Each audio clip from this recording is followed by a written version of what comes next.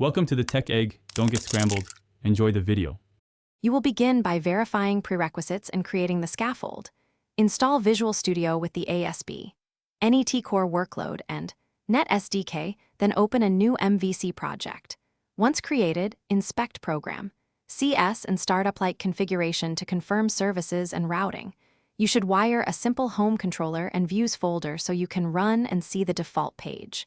After confirming localhost, 5000 serves the scaffold. Initialize Git, commit the initial scaffold, and push to your remote so you have versioned history. You will implement the application core by translating features into models, persistence, and UI.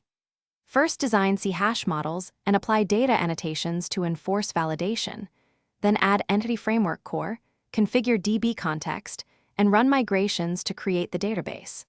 Next, scaffold controllers and razor views, or use view models for complex pages, and implement dependency injection for services like repositories and logging. Make sure to run and test each route. Use breakpoints and Postman for API endpoints to validate behavior before polishing UI. You will finish by preparing the app for production and adding resilience. First, centralize secrets and environment-specific settings, then choose a deployment target, IIS, Azure App Service, or a Docker container, and publish using Visual Studio or CI/CD. Configure HTTPS, HSDS, and identity or OAuth for authentication.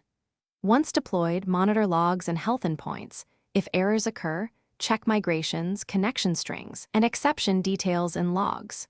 If the app serves 500s, enable developer exception pages momentarily and trace stack traces. Thanks for watching. Consider subscribing if I helped unscramble your problems.